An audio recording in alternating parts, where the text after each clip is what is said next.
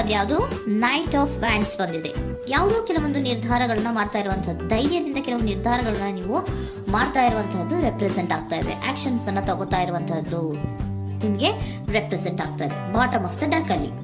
Okay, in near positive ನಲ್ಲಿ ಏನಾಗಿದೆ, ನಿಮ್ಮ ಲವ್ ಲೈಫ್ ವಿಚಾರವಾಗಿದ್ರೆ ದ ಫೂಲ್ ಕಾರ್ಡ್ ರೆಪ್ರೆಸೆಂಟ್ ಆಗಿದೆ. ತುಂಬಾನೇ ಚೆನ್ನಾಗಿದೆ, ಜಾಯ್ಫುಲ್ ಆಗಿತ್ತು, ಬಿಗಿನಿಂಗ್ ತುಂಬಾ ಚೆನ್ನಾಗೇ ಇದೆ. ಕಾರ್ಡ್ ಬಂದಿರುವಂತಹದ್ದೇನು, ವೀಲ್ ಆಫ್ ಫಾರ್ಚೂನ್ ಬಂದಿದೆ. ಸೊ ನಿಮ್ಮ ಲವ್ ಲೈಫಿನ ವಿಚಾರವಾಗಿ ನೀವು ಕೆಲವೊಂದು ಬದಲಾವಣೆಗಳನ್ನ ನೀವು ಮಾಡ್ಕೊಂಡಿರುವಂತಹದ್ದು ಇಲ್ಲಿ ರೆಪ್ರೆಸೆಂಟ್ ಆಗ್ತಾ ಇದೆ. ಕ್ವೀನ್ ಆಫ್ ಕಪ್ಸ್ ಏನನ್ನ ರೆಪ್ರೆಸೆಂಟ್ ಮಾಡುತ್ತೆ. ಸೊ ಕ್ವೀನ್ ಆಫ್ ಕಪ್ಸ್ ನೀವು ಯಾಕೆ ಬದಲಾವಣೆಗಳನ್ನ ಮಾಡ್ಕೊಂಡಿದ್ದೀರಾ, ಕೆಲವೊಂದು ರೀತಿಯ ಸ್ಟೇಬಲ್ ಇರಬೇಕು, ಬಹಳ ಕೇರ್ ಅನ್ನ ಮಾಡ್ತಾ ಇರುವಂತಹದ್ದು, ಲವ್ ಲೈಫಿನ ವಿಚಾರವಾಗಿ ಬಹಳಷ್ಟು ಇಂಟ್ರೆಸ್ಟ್ ಅನ್ನ ತಗೊಂಡಿರುವಂತಹದ್ದು ನಿಯರ್ ಪಾಸ್ಟ್ ನಲ್ಲಿ ರೆಪ್ರೆಸೆಂಟ್ ಆಗ್ತಾ ಇದೆ. ಓಕೆ, ಎಟ್ ಪ್ರೆಸೆಂಟಿನಲ್ಲಿ ಯಾಕೋ ನಿಮ್ಮಲ್ಲಿ 2 ಆಪ್ಷನ್ಸ್ ಗಳು ಇರುವಂತಹದ್ದು ರೆಪ್ರೆಸೆಂಟ್ ಆಗ್ತಾ ಇದೆ. ಯಾಕೋ 2 ಆಲೋಚನೆಗಳನ್ನ ನೀವು ಮಾಡ್ತಾ ಇರುವಂತಹದ್ದು ಅಟ್ ಪ್ರೆಸೆಂಟಿನಲ್ಲಿ ರೆಪ್ರೆಸೆಂಟ್ ಆಗ್ತಾ ಇದೆ. 2 ಆಯ್ಕೆಗಳು ನಿಮ್ಮಲ್ಲಿ ಇರುವಂತಹದ್ದು, 2 ಆಲೋಚನೆಗಳನ್ನ ಮಾಡ್ತಾ ಇರುವಂತಹದ್ದು, ಏನೋ ಒಂದು ರೀತಿಯ ಕನ್ಫ್ಯೂಷನ್ಸ್ ಅಲ್ಲಿ ಇರುವಂತಹದ್ದು ನಿಮ್ಮ ಲವ್ ಲೈಫ್ ನ ವಿಚಾರವಾಗಿ ರೆಪ್ರೆಸೆಂಟ್ ಆಗ್ತಾ ಇದೆ. ಓಕೆನಾ. ಸೆಕೆಂಡ್ ಕಾರ್ಡ್ ಯಾವ್ದು ಬಂದಿದೆ, 10 ಆಫ್ ಕಪ್ಸ್ ಬಂದಿದೆ. ಸೊ 10 ಆಫ್ ಕಪ್ಸ್ ನಿಮಗೆ ಫುಲ್ಫಿಲ್ಮೆಂಟ್ ಇರುತ್ತೆ, ಸಮಾಧಾನ ಇರುತ್ತೆ, ಖುಷಿಯಾಗಿರುತ್ತೆ ಅನ್ನೋದು ನೀವು ಆಲೋಚನೆಯನ್ನ ಮಾಡಿದ್ರಿ. 2 ಆಯ್ಕೆಗಳಲ್ಲಿ ಯಾವ್ದನ್ನ ಸೆಲೆಕ್ಟ್ ಮಾಡಬೇಕು, ಸೆಲೆಕ್ಟ್ ಅನ್ನ ಮಾಡ್ಕೊಂಡ್ರೆ ನನಗೆ ಖುಷಿಯಾಗಿರುತ್ತೆ, ಸಮಾಧಾನ ಆಗುತ್ತೆ ಅನ್ನೋಂಥ ಯೋಚನೆಯನ್ನ ಒಂದು ಸಾರಿ ಮಾಡಿದ್ರೆ, ಇದರ ಮತ್ತೊಂದು ಸಾರಿ ನೀವೇನ್ ಅನ್ಕೋತೀರಾ, ಏನಾದ್ರು ನನಗೆ ಇದರಿಂದ ಮೋಸ ಆಗುತ್ತಾ, ಅಥವಾ ಇದರಿಂದ ನನಗೇನಾದ್ರು ತೊಂದರೆ ಆಗುತ್ತಾ, ನನ್ನನ್ನು ನಾನು ರಕ್ಷಣೆ ಮಾಡ್ಕೋಬೇಕಾಗತ್ತಾ ಅನ್ನುವಂತಹ ಆಲೋಚನೆಯನ್ನು ಕೂಡ ನೀವು ಮಾಡುವಂತದ್ದು ರೆಪ್ರೆಸೆಂಟ್ ಆಗ್ತಾ ಇದೆ. ಯಾಕೋ ನಿಮ್ಮಲ್ಲಿ ಸಮಾಧಾನ ಇಲ್ಲ, ಕನ್ಫ್ಯೂಷನ್ಸ್ ಇದೆ, 2 ಆಯ್ಕೆಗಳು, ಯಾವ ನಿರ್ಧಾರವನ್ನು ಮಾಡಬೇಕು ಗೊತ್ತಾಗ್ತಿಲ್ಲ. ಸೊ ಅದಕ್ಕೆ ನೋಡಿ, ನೀವು ಬೇಜಾರಿನಿಂದ ಮೂವಿಂಗ್ ಆನ್, ಬದಲಾವಣೆ ಆಗ್ತಾ ಇರುವಂತಹದ್ದು ರೆಪ್ರೆಸೆಂಟ್ ಆಗ್ತಾ ಇದೆ. ಚೇಂಜಸ್ ಅನ್ನ ಮಾಡ್ಕೋತಾ ಇರುವಂತಹದ್ದು ಇಲ್ಲಿ ಪ್ರೆಸೆಂಟ್ ನಲ್ಲಿ ರೆಪ್ರೆಸೆಂಟ್ ಆಗ್ತಾ ಇದೆ. ಯಾಕೋ ಬೇಜಾರಿನಿಂದ ಕೆಲವೊಂದು ರೀತಿಯ ಬದಲಾವಣೆಗಳನ್ನ ನೀವು ಮಾಡ್ಕೋತಾ ಇರುವಂತಹದ್ದು 6 ಆಫ್ ಸೋರ್ಟ್ಸ್ ಅಲ್ಲಿ ರೆಪ್ರೆಸೆಂಟ್ ಆಗ್ತಾ ಇದೆ. ನೀವು ಈ 6 ಆಫ್ ಸೋರ್ಟ್ಸ್ ಮತ್ತೆ ಏನನ್ನ ರೆಪ್ರೆಸೆಂಟ್ ಮಾಡುತ್ತೆ ಅಂದ್ರೆ, ನಾನು ಲವ್ ಲೈಫಿನ ವಿಚಾರವಾಗಿ ಒಂದು ಬೆಟರ್ ಆಪ್ಷನ್ಸ್ ಅನ್ನ ಸೆಲೆಕ್ಟ್ ಮಾಡ್ಕೋಬೇಕು ಅನ್ನುವಂತಹ ಆಲೋಚನೆಯನ್ನ ಮಾಡ್ತಾ ಇರುವಂತದ್ದು ರೆಪ್ರೆಸೆಂಟ್ ಆಗ್ತಾ ಇದೆ. ಓಕೆನಾ.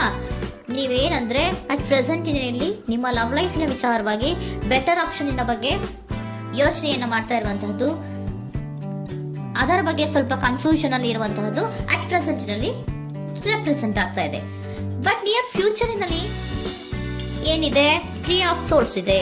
ಕೆಲವೊಂದು ರೀತಿಯ ಬೇಜಾರುಗಳಿರುವಂತಹದ್ದು, ನೋವುಗಳಿರುವಂತಹದ್ದು, ಕೆಲವೊಬ್ರು ಅಳ್ತಾ ಇರುವಂತಹದ್ದು, ಭಾವನಾತ್ಮಕವಾಗಿ ತುಂಬಾ ಫೀಲ್ ಅನ್ನು ಮಾಡ್ತಾ ಇರುವಂತಹದ್ದು ನಿಮ್ಗೆ ರೆಪ್ರೆಸೆಂಟ್ ಆಗ್ತಾ ಇದೆ. ಯಾಕೆ ನಿಮಗೆ ಆ ತರ ಆಗತ್ತೆ ಅಂತ ಅಂದ್ರೆ, ಡೆವಿಲ್ ಕಾರ್ಡ್ ರೆಪ್ರೆಸೆಂಟ್ ಆಗಿದೆ. ಸೊ ಡೆವಿಲ್ ಕಾರ್ಡ್ ಏನನ್ನ ಹೇಳುತ್ತೆ, ಅಡಿಕ್ಷನ್ಸ್ ಅನ್ನ ಹೇಳುತ್ತೆ, ತುಂಬಾ ಯೋಚನೆಯನ್ನ ಮಾಡುವಂತಹದ್ದು, ಮೇಲಿಂದ ಮೇಲೆ ನೀವು ಒಂದನ್ನೇ ನೀವು ಯೋಚನೆ ಮಾಡ್ತಾ ಇದ್ರೆ ನಿಮ್ಗೆ ಅಲ್ಲಾಗುವಂತದ್ದೇನು, ನೋವುಗಳೇ ಅಲ್ಲಾಗುವಂತಹದ್ದು.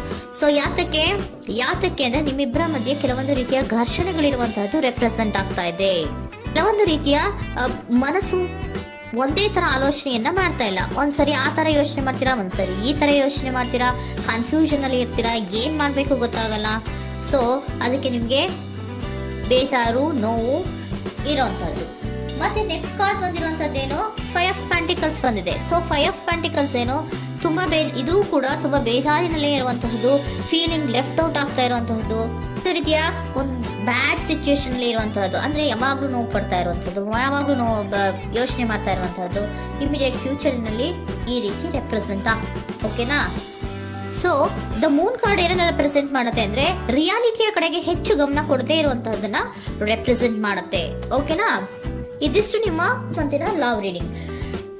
ನೆಕ್ಸ್ಟ್ ಏಂಜಲ್ ಗೈಡೆನ್ಸ್ ನಿಮ್ಗೆ ಏನ್ ಕೊಡ್ತಾರೆ ಅನ್ನೋದನ್ನ ನೋಡೋಣ.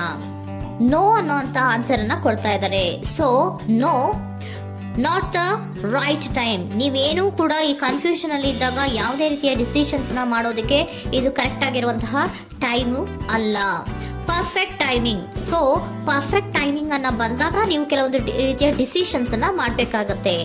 ಯಾವಾಗ ಅಂದ್ರೆ ನೀವು ಮನಸ್ಥಿತಿಯನ್ನ ನೀಟಾಗಿ ಇಟ್ಕೊಂಡಾಗ, ಕೆಲವೊಂದು ರೀತಿಯ ಕನ್ಫ್ಯೂಷನ್ಸ್ ಇಂದ ನೀವು ಆಚೆ ಬಂದಾಗ, ಯಾವಾಗ ನೀವು ಕ್ಲಿಯರ್ ಥಿಂಕಿಂಗ್ ಅನ್ನ ಮಾಡ್ತೀರಾ ಅದು ಪರ್ಫೆಕ್ಟ್ ಟೈಮಿಂಗ್. ಸೊ ಆಗ ನಿಮ್ಗೆ ಕೆಲವೊಂದು ರೀತಿಯ ಫರ್ಗಿವ್ನೆಸ್ ಅನ್ನೋದು ಇರುತ್ತೆ ಅನ್ನೋದನ್ನ ಏಂಜಲ್ ಗೈಡೆನ್ಸ್ ನಿಮ್ಗೆ ಹೇಳ್ತಾ ಇದ್ದಾರೆ. ಸೊ ಹಾಗಿದ್ರೆ ಸರೆಂಡರ್ ಕಾರ್ಡ್ಗಳು ನಿಮ್ಗೆ ಏನ್ ಹೇಳುತ್ತಾರೆ ಅನ್ನೋದನ್ನ ನೋಡೋಣ. Surrender to your soul path. Your life journey has been perfectly designed for your soul growth. Embrace every lesson and every moment. ನಮ್ಮ ಜೀವನದಲ್ಲಿ ಬರುವಂತಹ ಎಲ್ಲಾ ಕೆಲವೊಂದು ಮೂಮೆಂಟ್ ಗಳನ್ನ ನಾವು ಪರ್ಫೆಕ್ಟ್ ಆಗಿ ದೇವರು ಡಿಸೈನ್ ಮಾಡಿರ್ತಾರೆ. ಅದಂದ್ರೆ ನಮ್ಮ ಲೈಫಿನಲ್ಲಿ ಏನೇನ್ ಆಗ್ಬೇಕು ಅನ್ನೋದನ್ನ ಮುಂಚೆ ದೇವರು ಬರ್ದಿರ್ತಾರೆ. ಸೊ ಅದು ಹಾಗೆಯೇ ನಡೀತಾ ಇರುತ್ತೆ. ಓಕೆನಾ? ನಾವು ನಮ್ಮ ಲೈಫ್ ನಲ್ಲಿ ಬರುವಂತಹ ಪ್ರತಿಯೊಂದು ಲೆಸನ್ಸ್ ಅಥವಾ ಪಾಠಗಳೇನಿರುತ್ತೋ ಅಥವಾ ನಾವ್ ಏನನ್ನ ನಮ್ಮ ಜೀವನದಲ್ಲಿ ಬರ್ತಾ ಇರುತ್ತೋ ಅದು ಒಂದು ನಮ್ಗೆ ನಮ್ಮ ಲೈಫಿನಲ್ಲಿ ಒಂದು ಲೆಸನ್ ತರ. ಸೊ ಅದನ್ನ ನಾವು ಎವ್ರಿ ಮೂಮೆಂಟ್ ಅನ್ನ ಕೂಡ ನಾವು ಸ್ವೀಕರಿಸಬೇಕು. ಯಾವಾಗ್ಲೂ ಕೂಡ ಅದನ್ನು ಸ್ವೀಕರಿಸಿಕೊಂಡು ಮುಂದೆ ಮುಂದೆ ಹೋಗ್ತಾ ಇರಬೇಕು.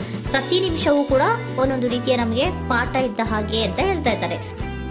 Surrender unhealthy relationship. Let go a relationship that don't serve you, including unavailable or toxic people.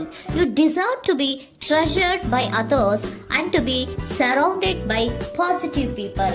Unhealthy relationship ನ ಕಡೆಗೆ ಹೆಚ್ಚು ಗಮನವನ್ನ ಕೊಡಬೇಡಿ. ಈ ಟಾಕ್ಸಿಕ್ ಪೀಪಲ್ ನ ಕಡೆಗೆ ಹೆಚ್ಚು ಗಮನವನ್ನ ಕೊಡಬಾರ್ದು.